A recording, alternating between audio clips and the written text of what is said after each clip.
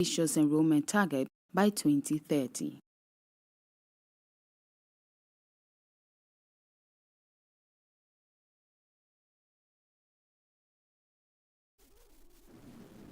Also, human resource leaders in Ghana have been urged to reposition themselves as drivers of workforce transformation as artificial intelligence and automation reshape jobs and redefine skills globally. Speakers at this year's Chartered Institute of Human Resource Management conference in Accra warned that organizations risk losing competitiveness if they fail to invest in digital readiness and adaptive workforce strategies.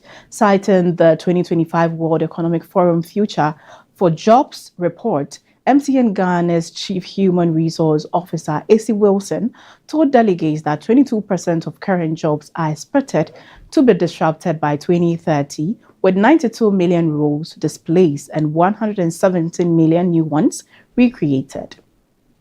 Wilson was direct in her assessment, stressing that AI has already transformed work and that the real question is no longer whether the disruption is coming, but whether people, organizations, and HR professionals are ready to lead the response. She added that nearly 40% of workers' core skills would change within the same period, requiring organizations to fundamentally rethink workforce planning and capability development.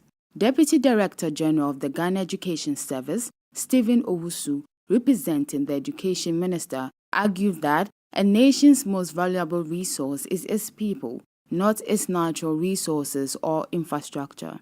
He said the government has prioritized foundational learning, STEM education, technical and vocational training, and digital learning programs to align education more closely with labor market needs. Public Services Commission Vice Chairperson Dr. Stella Ejenim-Boateng turned attention to workplace culture, urging organizations to strengthen systems that prevent and address sexual harassment. She noted that many victims remain silent due to fear of retaliation, power imbalances, cultural pressures, and a lack of trust in existing reporting mechanisms.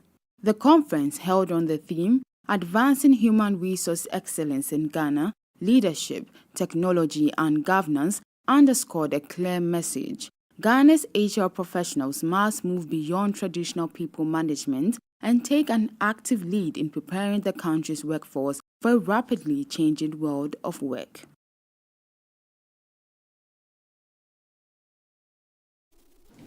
President John Dramani Mahama has called on the European Union to move Ghana's partnership beyond aid and development assistance towards trade, investment, industrialization, and shared prosperity. Speaking at the opening of the Ghana-EU Partnership Dialogue in Accra on Thursday, President John Dramani Mahama described the relationship as one of interconnected destinies, stressing that when Ghana prospers, opportunities expand for European businesses. And when Europe prospers, Ghana benefits from stronger trades, investment, and technology transfer. EU Ambassador Rune Skinnibash responded positively, saying the EU is ready to support Ghana's shift towards trade and industrialization. President Mahama told delegates that the Ghana-EU relationship has evolved well beyond traditional development cooperation into a strategic partnership grounded in democratic values and mutual respect. He stressed that the objective should not be merely to maintain existing cooperation, but to elevate it at an entirely new level. He pointed to Ghana's 24 Economy Initiative, an accelerated export development program, as central to that transformation, stating that Ghana's economic future lies not in exporting raw materials, but in producing higher value goods and services and creating more jobs for its young people. On the economy, the president acknowledged that Ghana is showing encouraging signs of recovery, within inflation trending downwards and investor confidence returning. He was clear, however, that macroeconomic stability is not an end in itself, and that the true measure of success will be translating improved economic conditions into better livelihoods for Ghanaian citizens. Ambassador Skinniback commended Ghana's economic recovery and said the EU's Global Gateway strategy stands ready to support and finance strategic infrastructure and industrial projects that contribute to sustainable development and job creation. He did, however, flag concerns raising European businesses, including difficulties with permits, port delays and new e-visa fees for non-Africans, which he warned could hinder investment and tourism. Foreign Affairs Minister Samuel Okudzeto-Ablakwa declared Ghana-EU relations to be at an all-time high, noting that Ghana became the first African country to formalize a security and defense partnership agreement with the EU, and only the second country in the world after Indonesia to secure sustainable timber certification under the FLEGT process.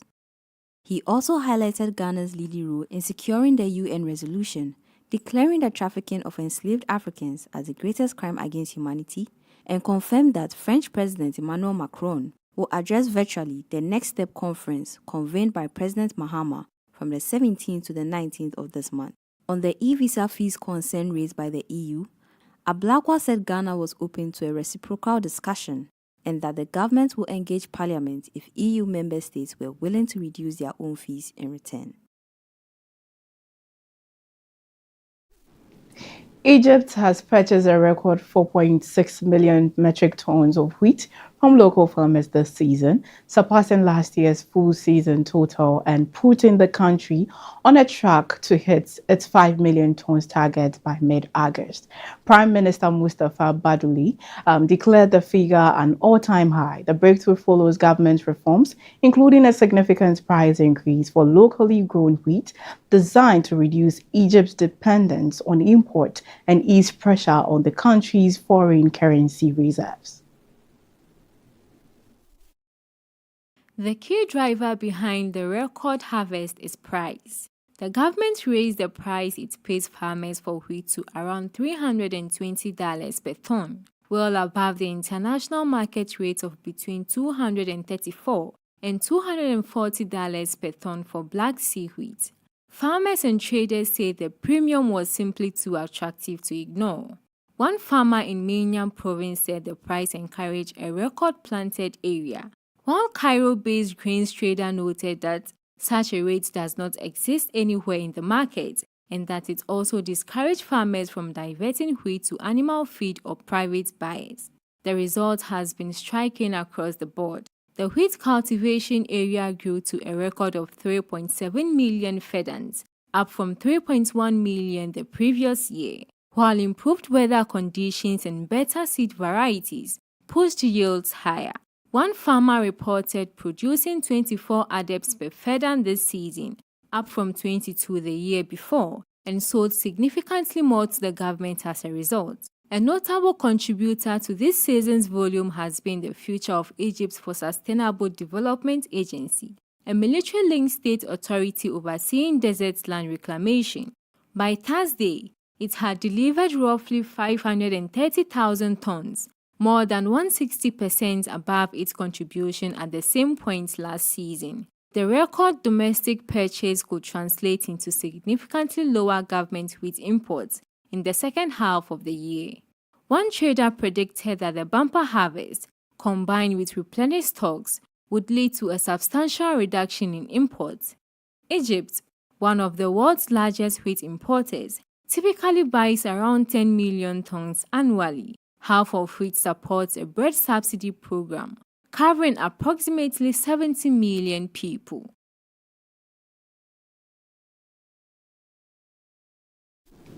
That is all for the top African stories. My name is Jemima Daladem Duche. Up next is News Review. Stay tuned.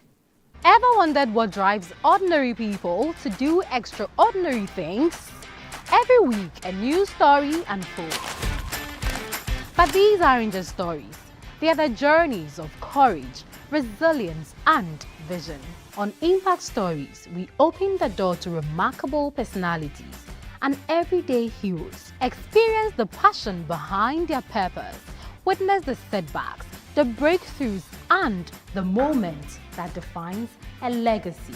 Journey with us on AAU TV every Saturday at 4 p.m. as we celebrate those who are making an impact.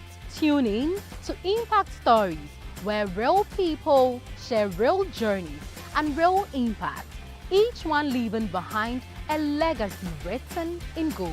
Only on AAU TV.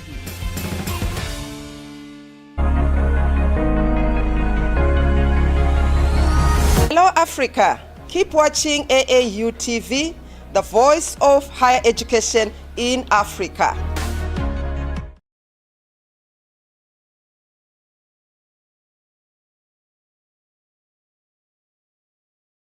This program is proudly sponsored by Venom Mineral Water, Share the Love, and Bigo Drinks.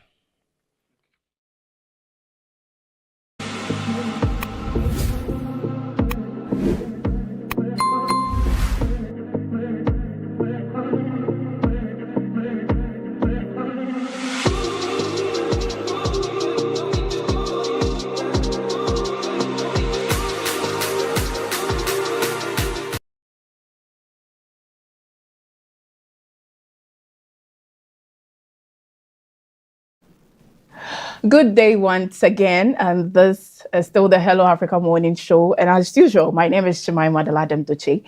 And of course, how has your weekend been? I think on Saturday and Sunday it still rained, and it looks like we're actually entering June. I mean, we are in June and July and August, and we know that.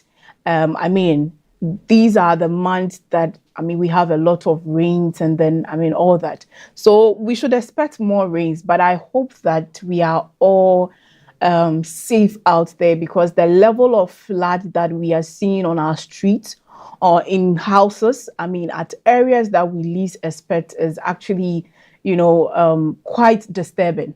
So I just hope that you keep yourself safe out there. So this is the news review, and today our story, we are talking about UCC student found dead on Cape Coast Beach. So the death of 20-year-old University of Cape Coast student Innocentia Achufi Avenu has sparked concerns among students, parents, and wider public. The level 200 Bachelor of Commerce Human Resource student was reportedly missing after leaving her hostel on the evening of June 11th following a phone call. Her body was discovered washed ashore at the beach near Dukwa, and the following morning, police say preliminary examination found no visible signs of physical injury, with a post-mortem examination expected to determine the exact cause of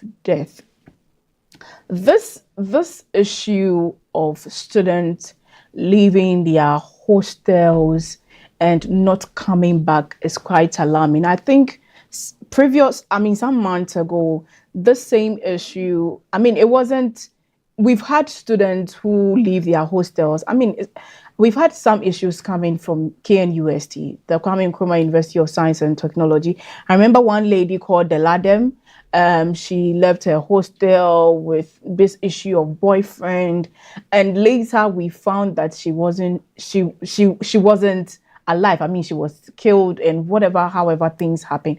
But it's quite alarming that per the story, you realize that she had a phone call, and then she left the hostel, and then the next morning her body was found at the shore, the beach side.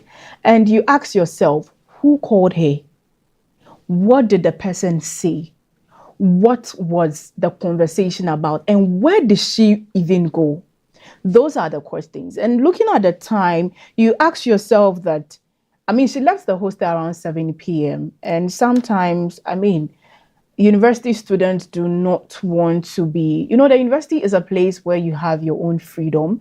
It's not like the secondary school, our SHS, where there is time for sleeping, there is a time where you cannot go out. But the university has this free zone space that you can go out at any time and in a way come back at any time. But this raises the concern of security. What core would amount to somebody losing their death? And you ask yourself that, why did she go alone? Why didn't she go with friends? Like, you ask yourself a whole lot of questions. And I know leaving your school gate, sometimes when the security even tries to question you, you ask yourself, why is the security questioning me? We are in the university, we are not kids anymore. We can go and come out at any time, and then all that. And another question too that I've been asking myself with regards to this particular story is that, where did she go? Like, who did she go to meet after leaving the hostel? And at this point, this is where the issue of, I mean, if the university has a CCTV camera, I mean, to see where exactly she even passed. I mean, witnesses accounting to where she finally moved to, who saw her at what point that, or at any point that she left her hostel room.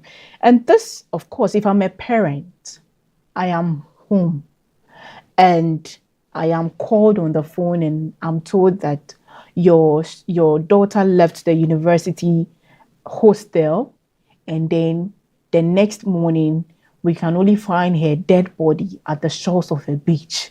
Come on. This raises a lot of concerns about security on campuses, security in our hostels. I think recently there was an issue, even at Legon, where a group of students were complaining of the fact that when they step out in the evening and then they are coming back, the security do not allow them into their hostels because it is like an odd hour and you don't know who is entering the university campus with you or the hostel with you, and anything can happen. This honestly raises a lot of concerns security-wise on the various university campuses, the hostels. How secured are they? I mean, now parents will be staying at home and be telling themselves that it's actually sometimes even better if your ward would go from home to the campus and back to the house than, being at the hostel and, living their own lives. And at the long run, some of these unforeseen circumstances coming up and then resulting to a whole lot of things. I think at a period, we had quite a number of such issues coming up. Today, there was this student. Tomorrow, there is this student. Tomorrow, there is this student. If universities can bear with us to, try and put in measures that would help student security in their hostels. And of course, we understand that some of the hostels are not for the university. Some of them are private hostels. So if we can advocate, or if the universities can put in policies that, okay, if my students are using your facility, regardless of the fact that they are private hostels, what security security is there?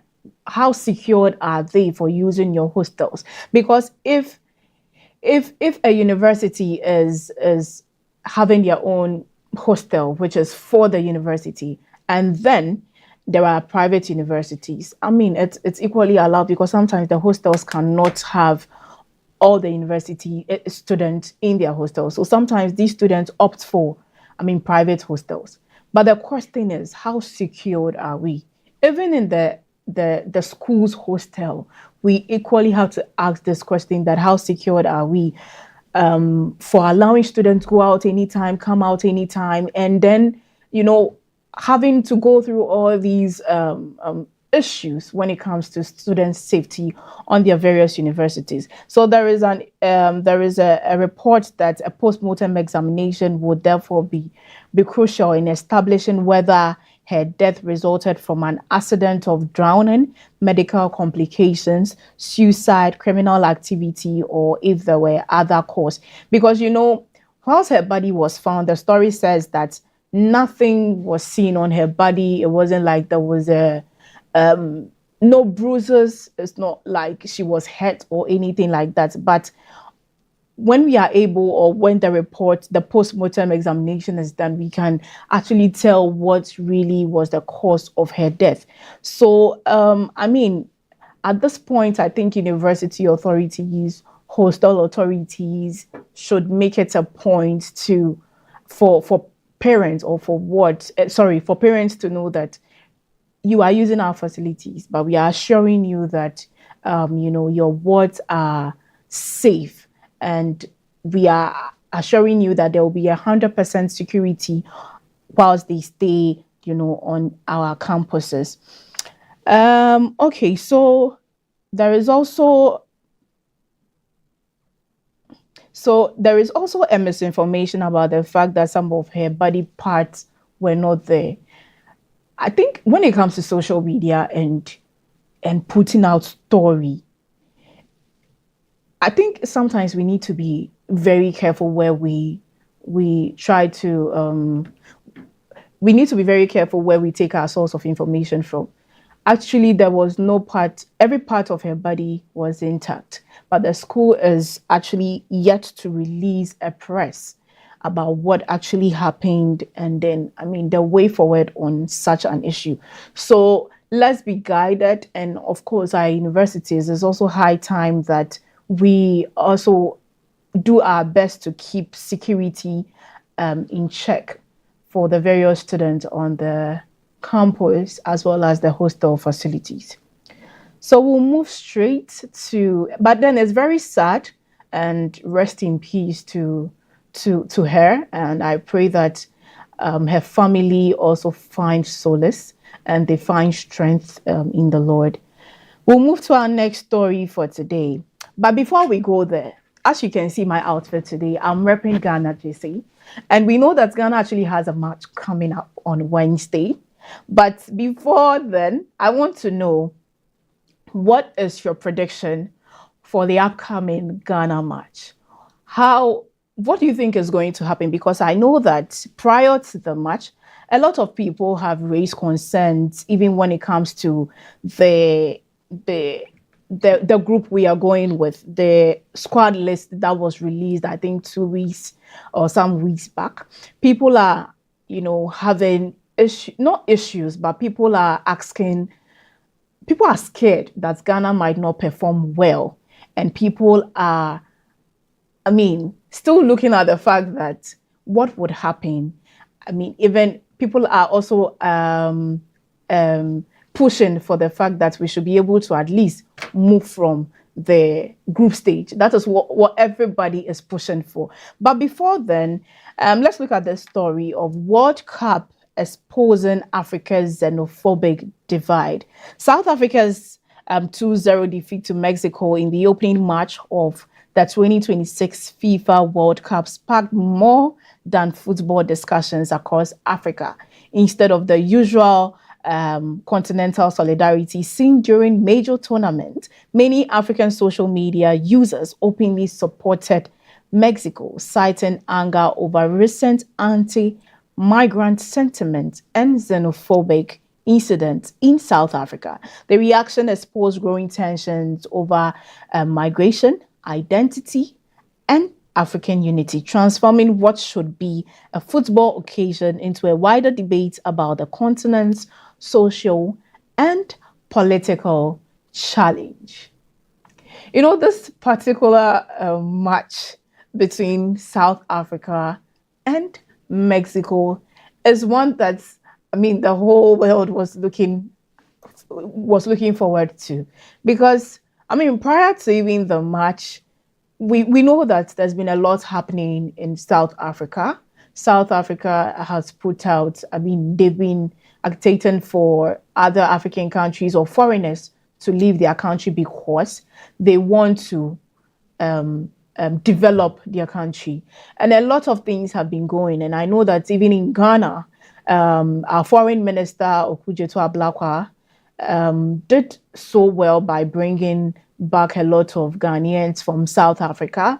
And I know that other countries too, might be doing same more. Individuals are planning to leave to leave South Africa and go to the original countries.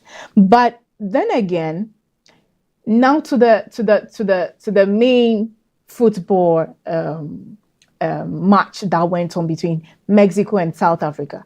Honestly, I went on X and I realized that a lot of people were openly supporting Mexico. And the question people kept asking was why. I think I chanced up on a few videos, even on TikTok, where some foreigners were actually surprised that why are Africans supporting Mexico and not South Africa? Because, it's obvious, we are all Africans, right? But the question is, does South Africa know that we are all Africans? We understand that South Africa wants to develop their country. In fact, every African country at this point wants to develop their country. In Ghana right now, I don't think it will be difficult. I don't think Ghanaians will not like that Ghanaians who are in other countries would come back to Ghana for us to develop the country. But then again, the whole issue and how things transcended was not so much good to look at. We realized people being beaten and then all that. So now during the football game, you realize that people were actually openly supporting Mexico. People had to get the Mexico jersey, take a picture, put it on X. I also saw videos of people predicting the scores between Mexico and then South Africa. And I will tell you for a fact that a friend of mine's prediction actually worked. The 2-0 actually worked. But you know, it's high time. I think the support to Mexico was quite. How should I even describe it? It was something that not everybody was looking out for, was looking at making it so big of a deal, if I should put it that way. But in other words, it became a big deal because I think African countries now understood the fact that we are all Africans. But then there is a way that, you know, things could be done in a very rightful manner. The fact that immigration can actually do their work by, you know, telling those who are not South Africans to go back to their country. But seeing your national being beaten in another person's country, I think that is the height of it. And Africans came together to support Mexico over South Africa. But the thing is, a lot of people also would say that, I mean, South Africa has the right to tell every other country's national to leave their country. Of course, they have the right. But it still boils down to the fact that things can be done rightfully, and you do not have to take the law into their own hands. You do not have to take the law into your own hands and then, I mean, start bullying other nationals who were in your country. And, well, not all Africans actually, you know, turn their back against South Africa, actually. Despite the criticisms, many Africans continue to support the Bafana Bafana. The entire nation should not be judged by actions of fewer individuals, of course, because not all South Africans are rallying behind what is happening or are being violent with what is happening. Some of them are actually, you know, not really against, but they are actually against the fact that things should be done rightfully. And I think the necessary authorities could also, I mean, take up the responsibility and then let the other nationals evacuate from their country in a very nice way. I think there was a conversation that what if the other countries also now say that, okay, all South Africans in the various countries, whether in Africa or Europe, should vacate. I mean, you can imagine what will happen. You can't be so right. You understand? You can't be so right. And now, even after the football, I realized that during the football match, every time a South African actually has the ball, there's so much troll such a way on the park. Everybody's like, you know, there's so much. I don't know, but I think I think moving forward, I know they still have quite a number of matches to play, a few matches more to play, and regardless of the fact that we are not all rooting. I mean, some people are not rooting for South Africa. I think if South Africa could come to terms with the fact that they can do things properly, I think we can all live peacefully as an African continent. An African continent. Yeah, because looking back, I don't know how they feel, but having this football match between Mexico and 0-2 against South Africa is I think there was a comment that I saw that says that South Africa actually lost the football because of how the whole Africans were supporting Mexico. But then again, South Africa can do something, because I think after the football match, I saw that their president's official X account, they were actually putting out encouraging words for their players. I mean, to, you know, do better or look forward to doing better for the players in their subsequent or upcoming matches that they have. So, looking forward, we have to talk about how migration remains one of Africa's top most sensitive issues. We understand that there is a lot of people moving to country, but then again, there is the issue of the fact that sometimes you get into countries and then you overstay. When you overstay, the law has to deal with you. You have to come back to your country. You have to come back to your home country. You can't go to somebody's country and then overstay your welcome.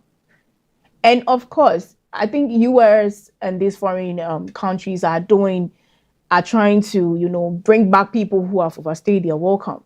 And if US is doing that, everybody can actually do that. You can't go to somebody's country, have your visa for a certain period of time, and you decide that you want to overstay. That's like increased population. You have not been planned for. So obviously you have to go back to your home country. But the controversy highlights the challenge affecting many African countries, balancing migration management with regional integration. So, some of these factors include the high unemployment levels and also economic inequality, competition for jobs and public services, and cross-border migration. And one issue that really South Africa was pushing was the fact that these African individuals have taken over a lot, have taken over their jobs and all that. And I saw a funny comment. This is just a funny one I want to push through.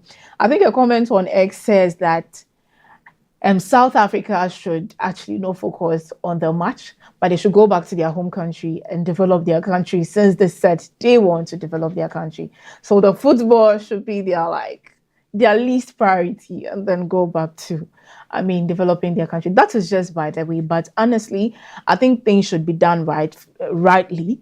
And I know that moving forward, I don't know if it will change, but I know that moving forward, people will still support any other country that will play against, South Africa. But then again, we are hoping for the best. And Wednesday, we are looking forward to Ghana playing and winning, actually. Okay, so we'll move to our next story, which is still on sports, because, we are in the sports era. We are in the World Cup period, and a lot is actually happening. So this one talks about the World Cup 2026 rules overhaul. Football's governing bodies have introduced sweeping rules changes for the 2026 FIFA World Cup aimed at speeding up play, improving fairness, and cracking down on time wasting and dissent. Approved by the International Football Association Board, IFAB, the new regulation expand VAR authority, enforce strict substitution and restart timelines, and introduce tougher sanctions for protects behavior, including red cards for covering the mouth during confrontation. The tournament, hosted by United States, Mexico, and Canada, has begun, and it's begun on 11th June 2026. That's great. Now, I have some comments before I even get into the details of this particular story. This is a comment from one of the Black Star fans. It says, "Good morning, Jemima. This is Ama Tete from Taifa, Accra. I've been watching Hello Africa morning show every Monday, and I admire your good looks. On Thursday, 25th June, I'll be a proud Korean, and my name will be Kim Ama Lee Tete. Let's go, Black Asians. We don't want to take their jobs." Okay, that's that's funny. Of course. So on Thursday, Ama wants to be a proud Korean on Thursday because South Africa is playing against Korea. So let me know in the comment section who you would even support, because I think now now it's actually very open. Everybody I know will support South Africa, but not everybody though. I think Koreans will support. Sorry, South Africans will support their own people. So obviously, not everybody would support South Africa. Sorry, not everybody will support Korea, but I mean, South Africa also have their supporters. And this is from John from Dansoma. He says, "Hi Jemima, looking amazing as always. I predict Ghana win with a goal, 1-0 against Panama." Okay, 1-0 against Panama. I think I'll raise some few comments about Ghana at the latter part. So let's get straight into the World Cup rules that are coming up. So one of the strongest themes behind the reforms in the attempt to eliminate delays and disruption that have increasingly slowed modern football. And some of these key measures include the 5-second countdown for throw-ins and goal kicks, mandatory 10-second exits for substituted players, and there is also 1 minute off-field requirement for treated players. And there's also 3 minutes hydration breaks each half. But then I asked myself, I mean, we've been playing World Cup for a while now, right? But the question is, have these rules not already been there? Or is this something that we now want to, adapt because it's 2026 and then these World Cup football games are going to be played in US, Canada, and the rest. But because I asked myself that, every time when we are playing some of these, playing World Cup, there are rules, but it looks like this year the rules are a bit strict. I beg to differ. I stand to be corrected. But you can also drop in the comment section what you think about the rules that are coming up with regards to this particular FIFA World Cup 2026. So there is also the video assistant referee technology that has been significantly expanded. So VAR can now intervene in wrong second yellow cards, mistaken identity cases, fouls occurring before set piece restart. So this equally marks a significant shift towards greater technological control in match officiating, raising both expectations of fairness and concerns about game interruptions. So, of course, moving on to there's a strong crackdown on player protests and behavior. There is new rules such as covering your mouth during confrontation. So when you do that, the law is actually going to deal with you. And also walking off the pitch in protest of refereeing decisions.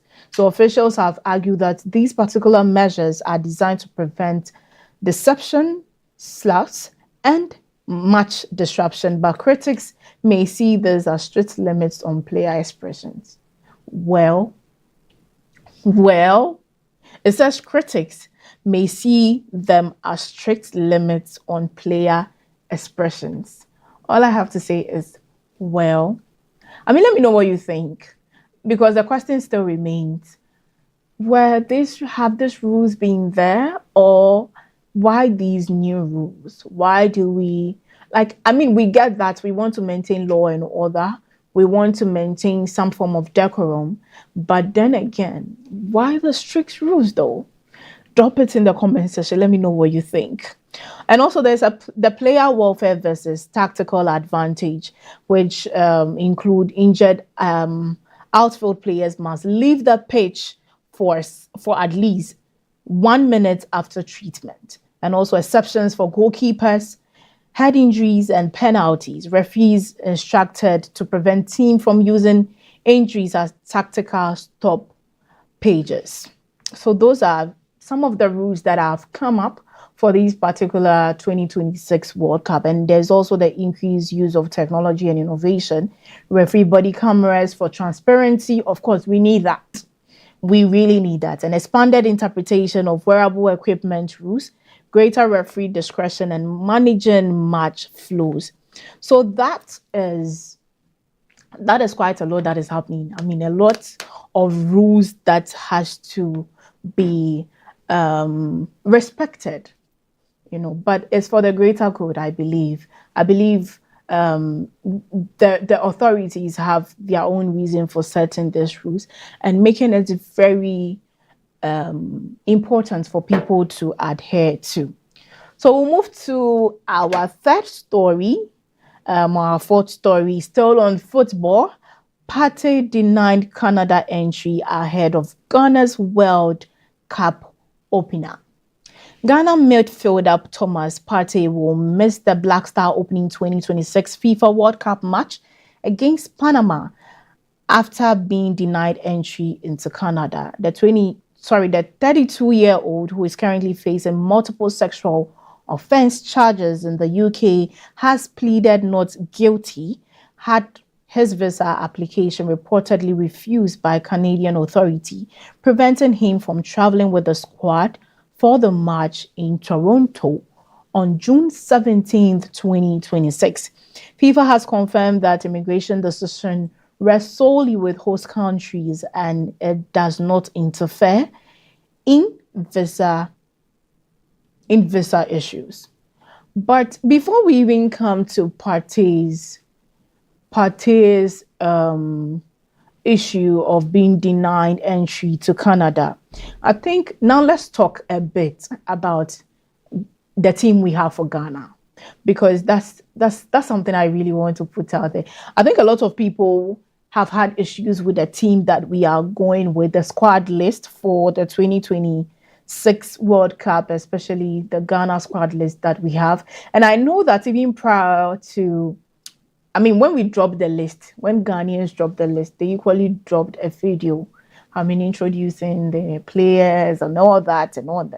And there were, when the list and the video was dropped, I realized a lot of people had not issues, but there were a lot of concerns as to the people that we are taking. Maybe I'll go through the list, briefly. So for goalkeepers, we have Benjamin Asari, we have Lawrence Ziggy, and then Joseph Annan. That's for goalkeepers in Ghana. And then for midfielders, we have Thomas Partey, whose issue we'll be delving into shortly. We have Kwesi Sibo, we have Elisha Owusu, Caleb Yenshiri, Augustin Boache. And then for defenders, we have Derek, we have Abdul, Jonas, Gideon, Baba, Rahman, Ali Duseidu, Kojo Pepra Opon, Jerome Opoku, and then Marvin. And then for the forwards, we have Jordan Ayew, we have Williams, we have Semenyo, we have Suleimana, Edu Kwabena, we have Nyama, we have Bonsuba, Thomas Ashanti, and then Fatal. And honestly, I think previously the World Cup that we've had with Ghana, Ghana of course playing, you could literally mention all the 26 players that we have. Honestly, let's put the songs that we put together for Ghana every time there is World Cup. Let's put that aside. But previously, personally, I could mention the 26 people we are taking to the World Cup. But there's been concerns that has been raised about the fact that we do not have a lot of people who are like the list of people we have are not so much known to the Ghanaian community. We don't know their style of playing. We don't even know the teams that they play for. And it will shock you that our last goal scorers, none of them actually made it to this particular list. We don't have Ayew here. We don't have Kudus.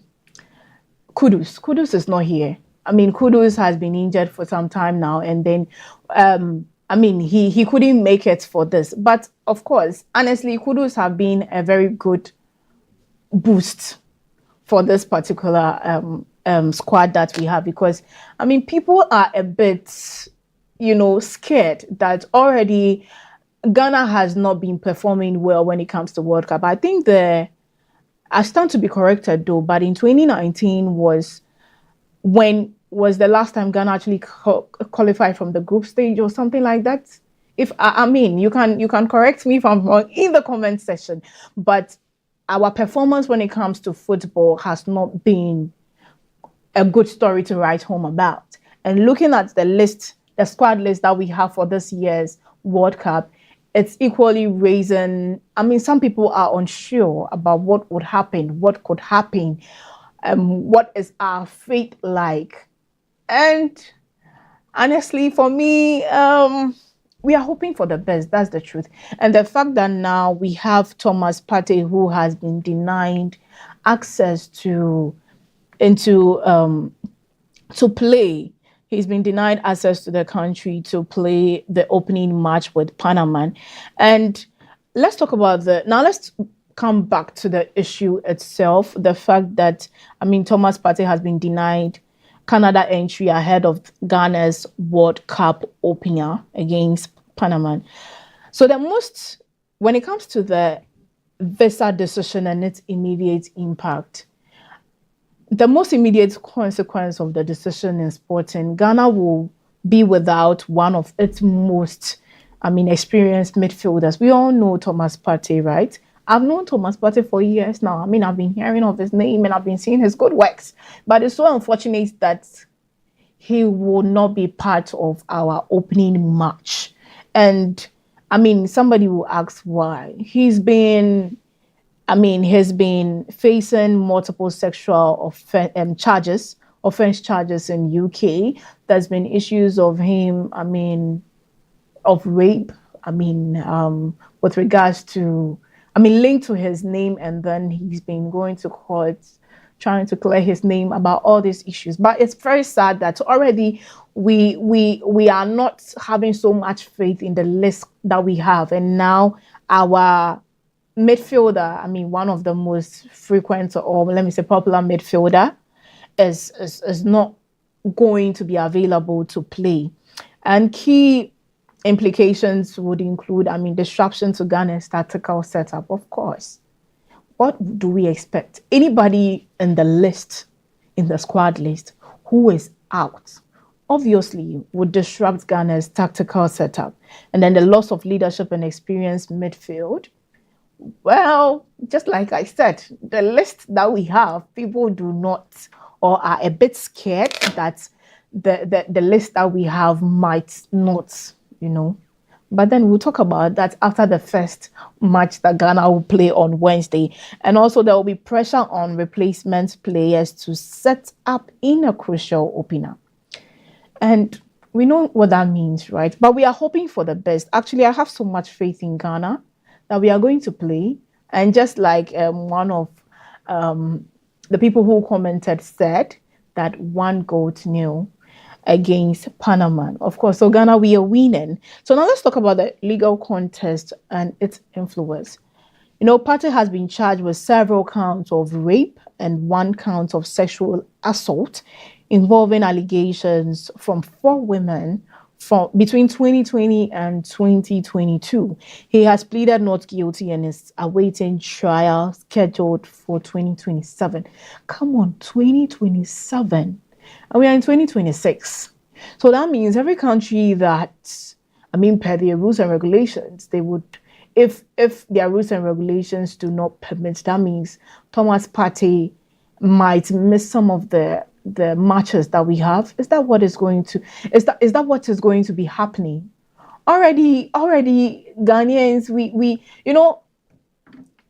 at this point, the whole population of Ghana currently are rallying against 26 players. So the 26 players going for the World Cup tournament, you have a lot to do for us. Because we are doing, some of our matches are as late as 11 p.m. in Ghana here, and the match will end like 1 a.m. And 1 a.m. and you sit behind your television and watch the football, and Ghana doesn't score at 1 a.m. and you need to wake up at 5 a.m. to get to work. You can imagine how you would feel. But that doesn't mean you shouldn't go to work though. But we are hoping for the best for Ghana. And of course, as we know, he is also, just like I was saying, he has pleaded not guilty and is awaiting trial scheduled for 2027. But importantly, he has not been convicted of any crime. That's the good thing. And he remains legally free pending trial. The case is still under judicial process. I mean, when it comes to the such issues of rape, sexual assault, and the fact that you are not like a citizen, you can imagine how they can, how this can disturb your flow. I mean, moving to other countries and trying to, because at this time we're actually facing it. And it's very sad that this is happening to Thomas Partey. And talking about Canada's immigration policy at the center, Canadian entry rules reportedly allow authorities to deny entry to individuals who have been charged with or convicted of crimes. This raises broader questions about how countries balance legal presumptions of innocence with broader security policies. Of course, he hasn't been charged. So, I mean, maybe, but then again, it is their rules. So, as a country, you can't, or as an individual, you can't talk against their rule. That is their rule. And in any case, their rules must actually work. And also whether high-profile sporting figures are treated differently. The consistency of visa decision during global tournaments. This issue of visa, this visa decision or visa issue, just to chip in this, I think prior to the World Cup, I remember in Ghana here, there's been a conversation about taking influencers to go support Ghanaians and then all that.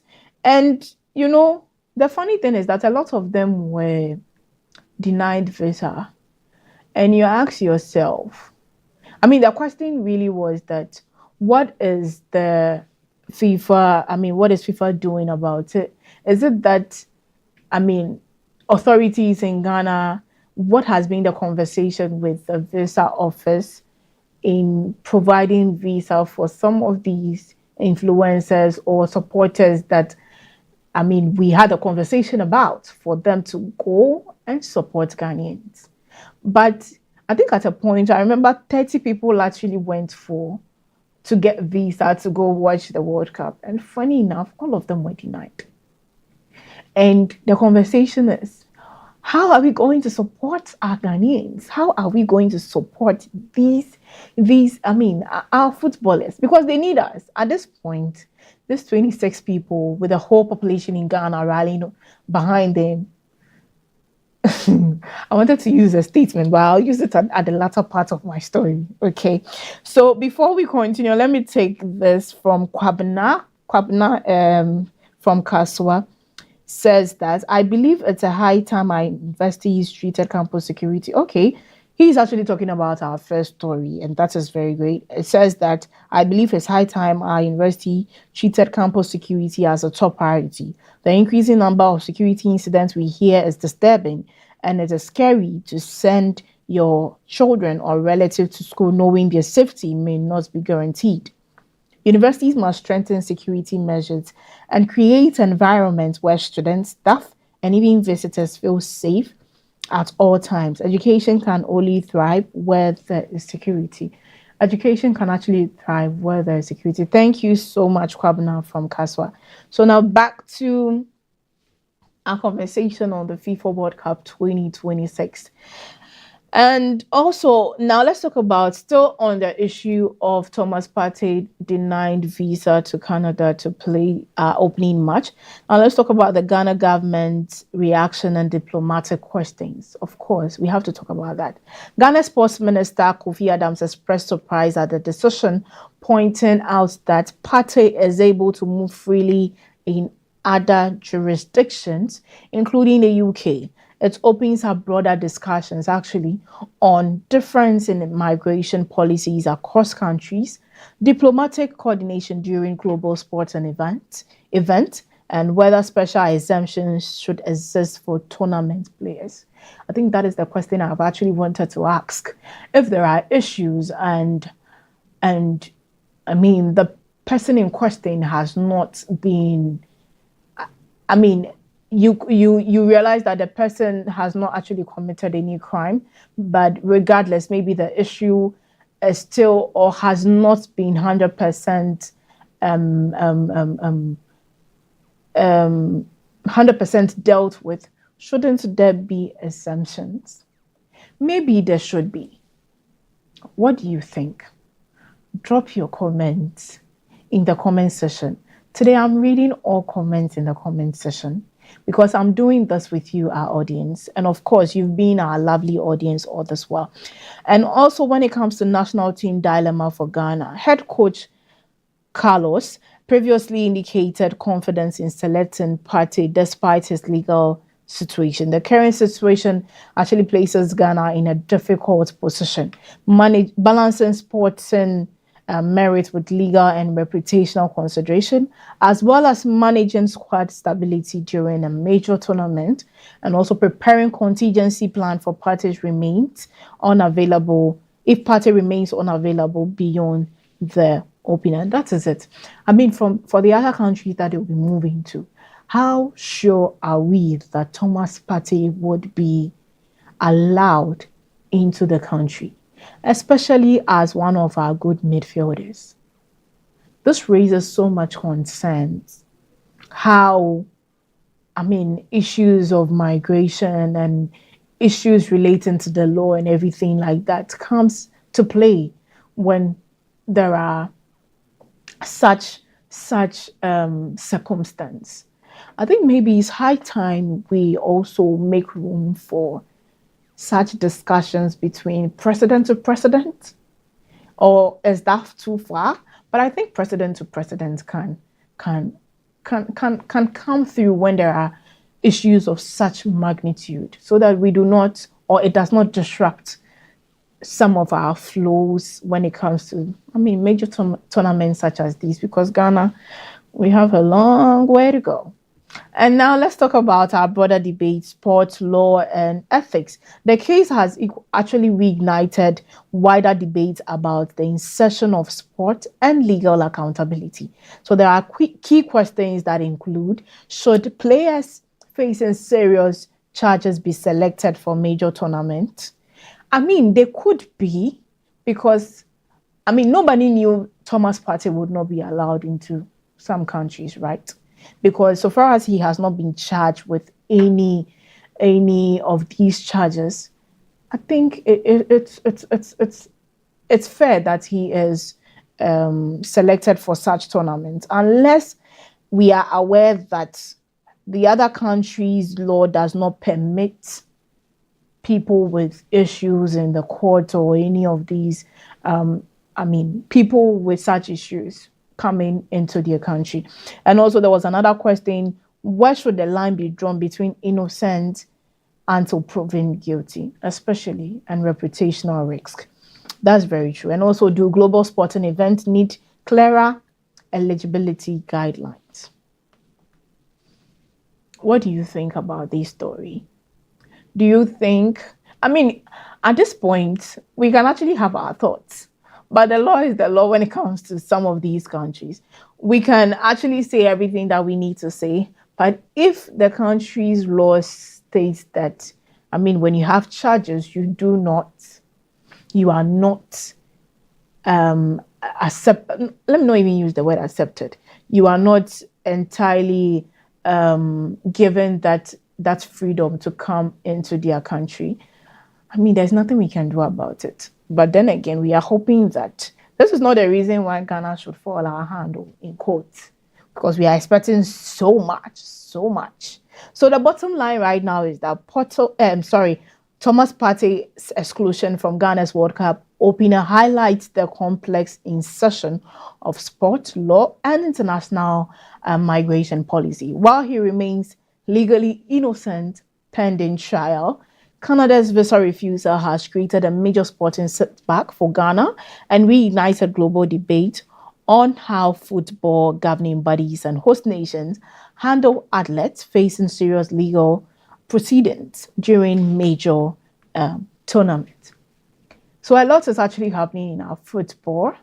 And for me personally, I don't know about you, but I think this week we are going to have fun. Thursday, South Africa is playing. And on Wednesday, Ghana is playing as well against Panama. And of course, let's not support Panama, okay? Let's support Ghana. Sorry, Ghana is actually playing on Thursday, and of course, South Africa as well. So we would go for a quick break, and when we come back, we'll continue with lifestyle. Stay tuned. We'll be right back. Are you a university, college, high school, private organization, NGO, individual professor, instructor or facilitator seeking to take advantage of the numerous benefits of online education? Look no further. The AAU eLearn Africa LMS is a great opportunity to begin your journey to online course development and creation for teaching, learning and training purposes. AAU eLearn Africa LMS, which is a partnership between the Association of African Universities and eLearn Africa, has made available ease to use online learning tools to all stakeholders within the educational ecosystem of the African continent. This is to enhance teaching and learning in the bid to expand online learning opportunities for students in Africa. The online platform is open and available for free to all stakeholders and facilitates virtual access to classes without needing the other tools such as Zoom, Microsoft Teams, among others. For more information, visit www.elearnafricalms.com or contact us via aaulms@aau.org or estherm@elearnafrica.com. Follow us on LinkedIn, Twitter, and Facebook at AAU eLearn Africa LMS.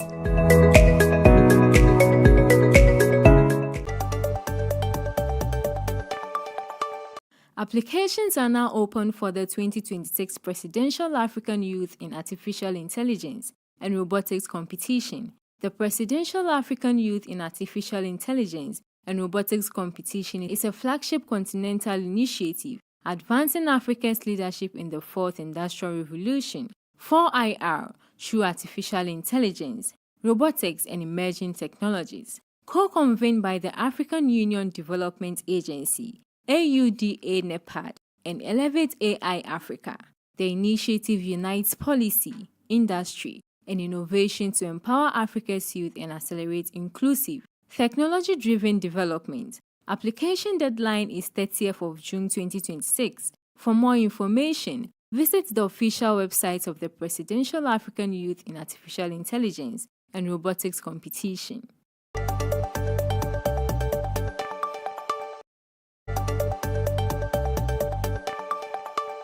Applications are now open for the 2026 NESO National Service Placement Program. This role offers fresh graduates the opportunity to gain practical experience, develop key professional skills, and contribute to real-world projects that impact communities across the region. Through the placement program, selected national service personnel will work across various NESO business units, develop practical workplace skills, and contribute to projects that impact communities across Ghana. Application deadline is July 24th, 2026. For more information, visit the official website of the NESO National Service Placement Program.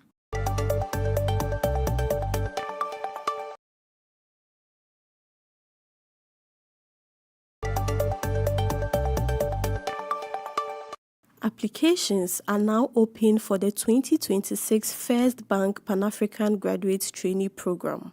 First Bank is now accepting applications for its 2026 Pan-African Graduate Trainee Program designed to attract talented young graduates across its African operations and build the next generation of banking leaders. Application deadline is June 28, 2026.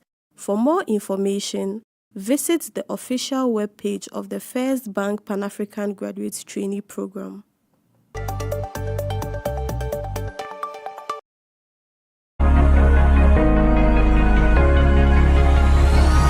This is Hello Africa on AAU TV.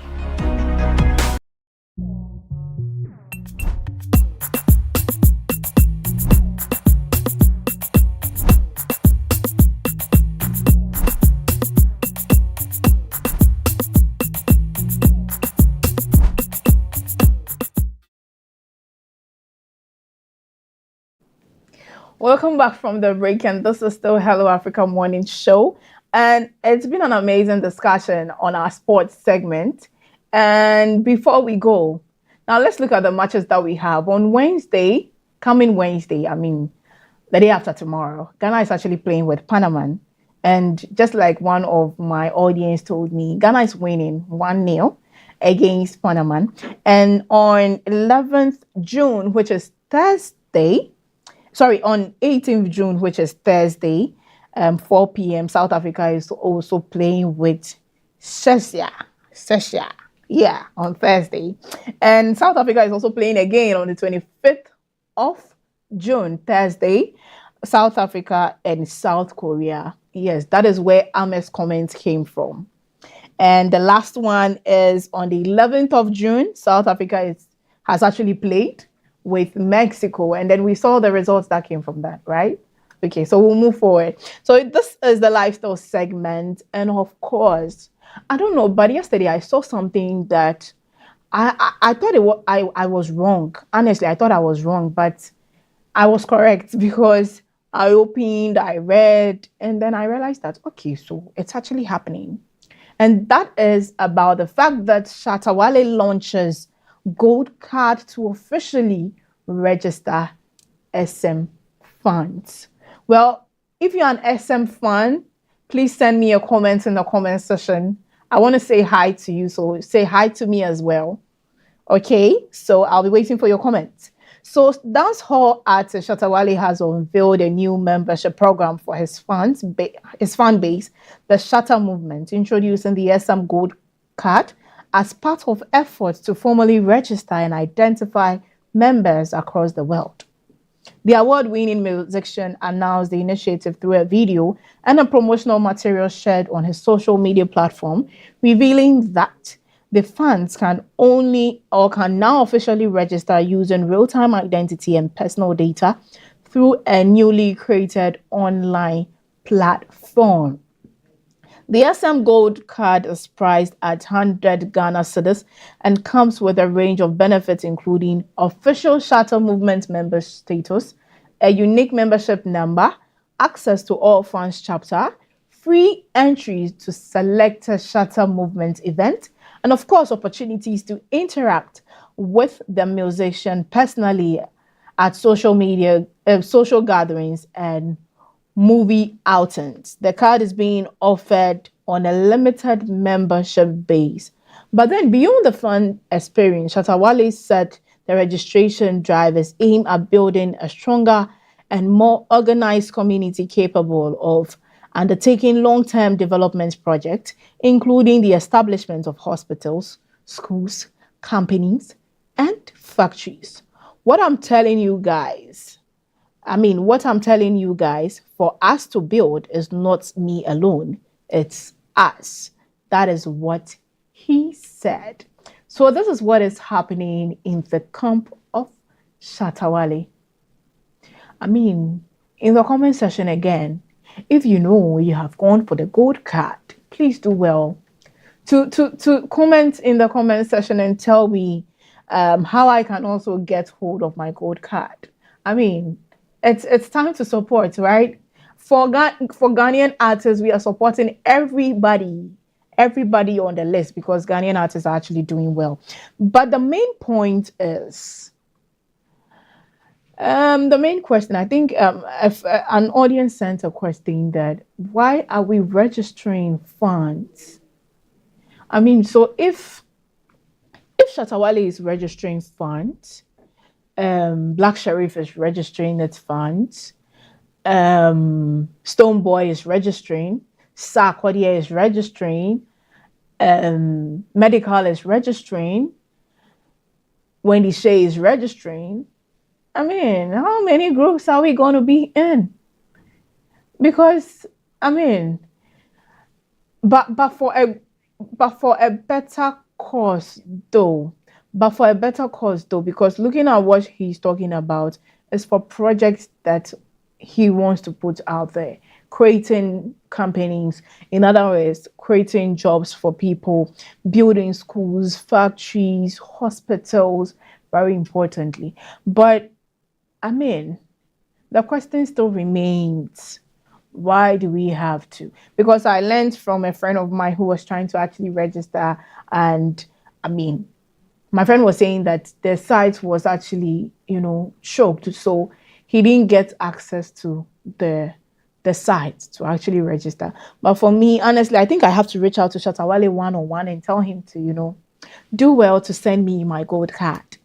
As a Shatta fan, as everybody's fan, So Shatta Wale is actually positioning the SM Gold Card not just as a fan member too, but also as a foundation for an organized data-driven community. So fans register looking at the opportunities that it comes with real identity and personal data through a dedicated online platform, giving the Shatta movement a formal structure that goes beyond social media followers.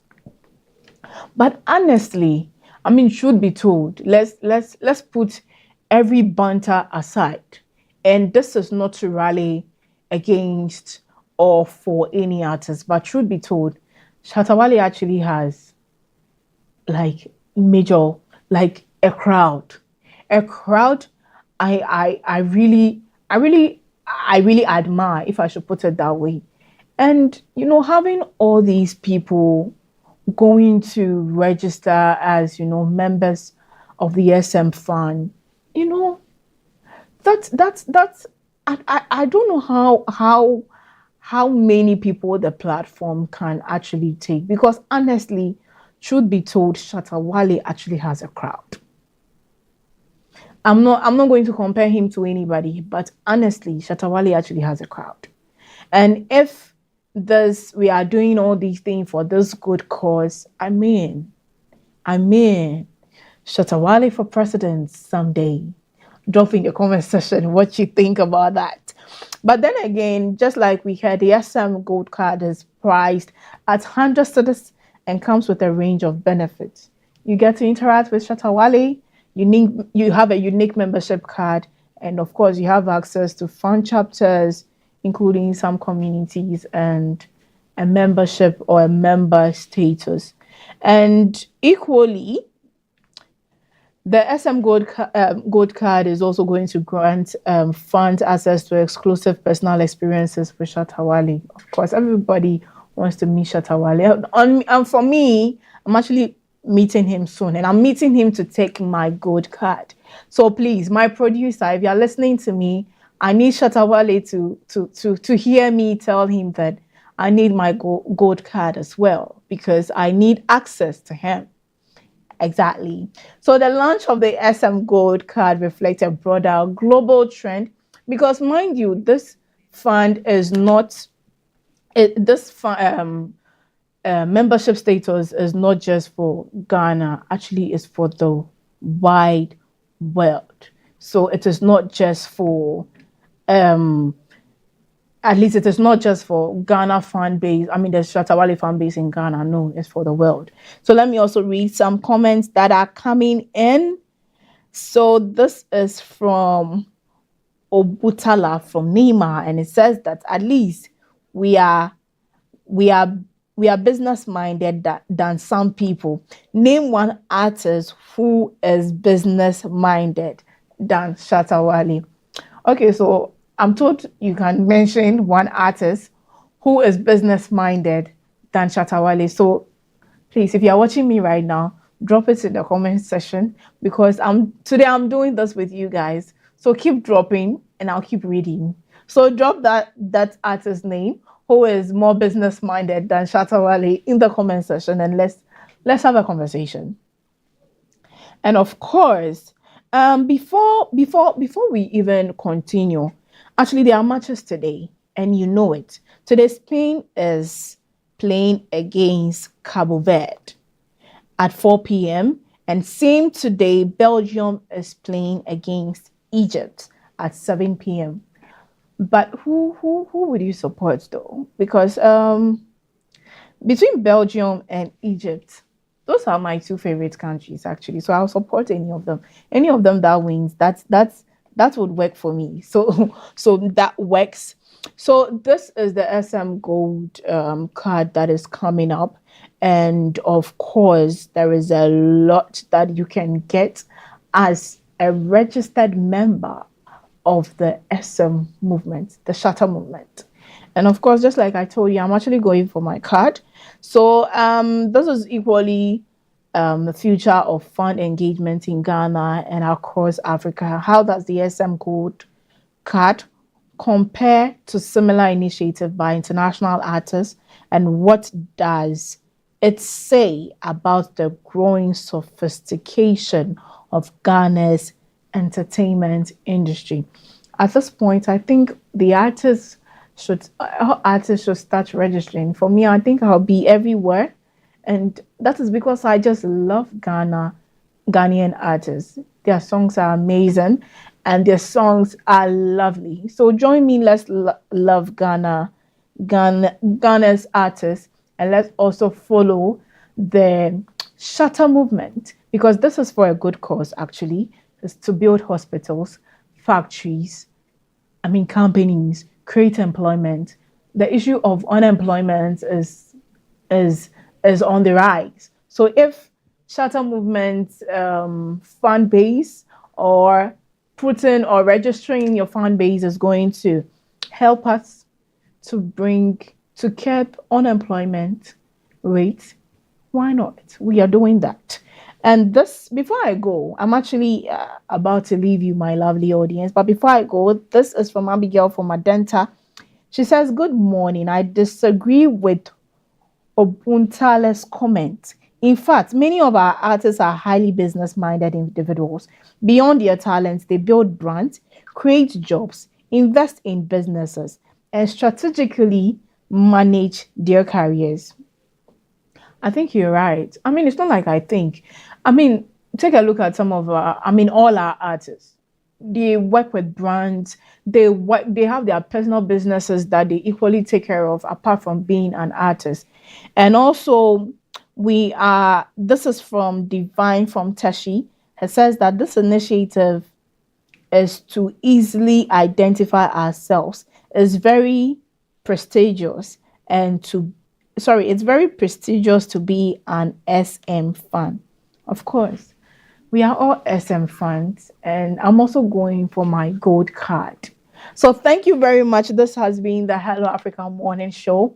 And today it was me and my audience, and it's been an amazing show. This has been the lifestyle segment, still on the Hello Africa Morning Show. And we'll see you same time next time. My name is Jemima Deladam Duchi. If you enjoy this, put it in the comment section, and I'll be on your screens again next week, same time. Have a lovely week and take care of yourself as well. Bye. Hello, Africa. Keep watching AUTV.